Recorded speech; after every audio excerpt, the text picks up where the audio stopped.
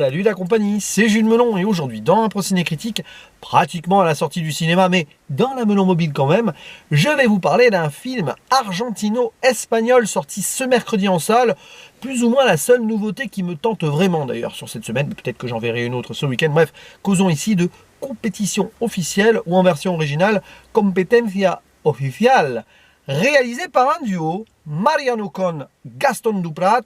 Je n'ai vu aucun autre métrage de ces deux hommes, je ne sais pas s'ils ont déjà collaboré avant ou pas, bref. Et avec au casting, une actrice et un acteur très célèbres, espagnol d'ailleurs, hein, Penélope Cruz, Antonio Banderas, qui sont quand même des fidèles du cinéma d'Almodóvar. Est-ce que ce film a des parentés avec les œuvres du grand Pedro? Je répondrai assez vite à cette question. Citons aussi la présence du troisième larron, un Argentin nommé Oscar Martínez, que j'avais l'impression d'avoir vu dans d'autres métrages, mais j'ai vérifié, pas du tout. Bon, bref, sa tête me disait quelque chose quand même. Et alors, l'histoire est très méta, puisque nous allons suivre dans ce film la confection d'un film, qui est commandé par un producteur, qui se découvre d'ailleurs dans ce rôle, un octogénaire, milliardaire, qui est plutôt dans l'industrie pharmaceutique, et qui, avant de mourir, bon, il a 80 ans, il se pose des questions, il se dit... J'aimerais quand même laisser une trace dans l'histoire. Et il a le choix entre faire construire un pont à son nom ou créer, lancer, on va dire, la création d'un film. Et pour cela, il veut les meilleurs. Et donc, il fait appel à la réalisatrice, on va dire, qui a eu plein de prix considérés comme incontournables, une génie, qui s'appelle Lola Cuevas, jouée par Penélope Cruz, et deux acteurs, des géants chacun dans leur domaine. L'un, Félix Rivero, qui est un peu la star blockbuster, qui a une carrière à Hollywood, et l'autre, maître du théâtre, vraiment prof de... Bref, pour les jeunes acteurs et tout, qui s'appelle Iván Torres. Et alors, c'est marrant parce que oui, on réunit tous ces cerveaux, tous ces grands noms de l'art du spectacle, cinématographique ou théâtral, et est-ce que la mayonnaise va prendre? Et la question du film, c'est pas parce qu'on a les meilleurs que le résultat en sera extraordinaire.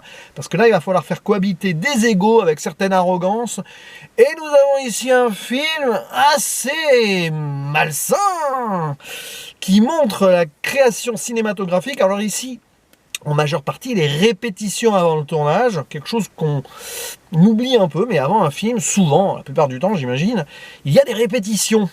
C'est un petit peu ingrat pour les acteurs, parce que voilà, ça peut paraître redondant pour eux, mais pour la réalisatrice, ici en question, c'est hyper important. Elle sait comment se placer, comment voir les personnages devant elle avant de mettre le tournage en route. Et donc, eh bien, pendant quelques jours, sur plusieurs séances, voilà 3 personnes qui vont devoir cohabiter et se faire des vacheries, se dire la vérité en face ou pas sur des choses. Ça donne un résultat profondément cynique avec de l'ironie, de l'humour noir, une forme de drame aussi quand même.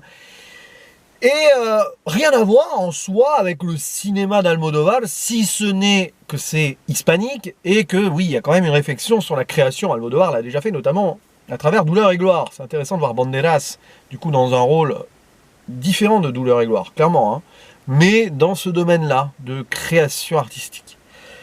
Et alors, c'est très bien, vraiment. Il y a des moments un peu de longueur où tu sens qu'il y a des rajouts de choses, on fait durer des scènes.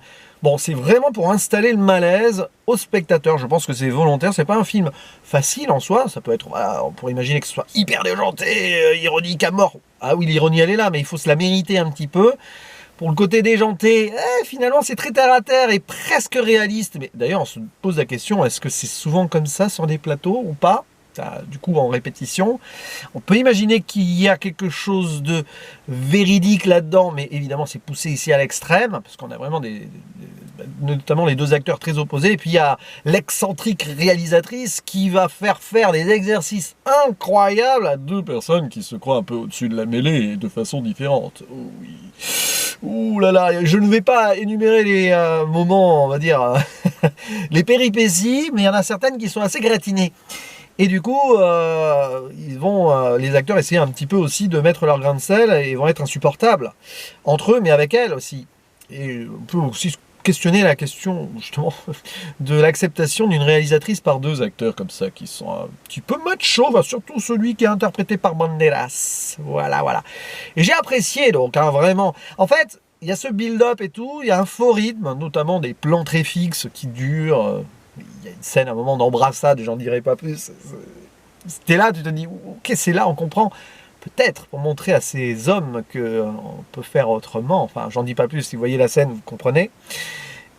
Et alors, là, t'arrives. Et puis alors, il y a la finalité, le final en deux temps, qui renvoie à une ironie préalable. J'en dis pas plus là aussi, mais si vous avez vu le film, il y a un moment, il y a une annonce presque sous forme de blague, enfin, ou pas, de service, qui va avoir un écho pour l'autre personnage après, à la fin.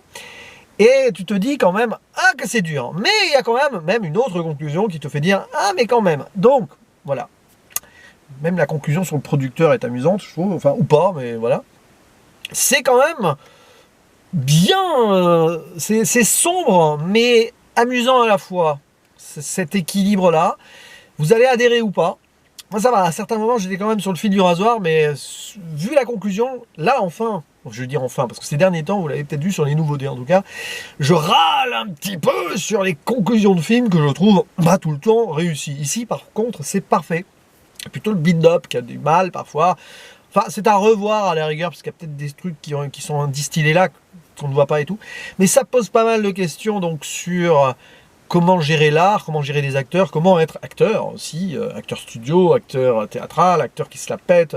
Quel public on vise, la réalisatrice pareil, qu'est-ce qu'elle veut exactement passer comme message à travers son œuvre, le cinéma est-il politique, idéologique, à un moment elle donne plus ou moins une réponse intéressante, bref, la création personnelle pour un public plus large, ou pas, la vision de l'auteur, de l'autrice ici en question, donc plein de petites choses là-dessus, très intéressantes, c'est assez méta, on peut se poser la question si les deux metteurs en scène ont essayé de réfléchir à peu près eux aussi sur leur propre création ou sur leurs diverses expériences dans le métier. Et puis, niveau actrice-acteur, c'est quand même du grand niveau. Penélope Cruz, elle est au top, avec une perruque un peu rousse, frisottée. J'imagine que c'est une perruque. Voilà. Antonio Banderas, toujours impeccable. Quand on lui donne un rôle d'importance, c'est pas juste du second rôle de méchant un peu lambda comme récemment dans Uncharted. Aïe, aïe.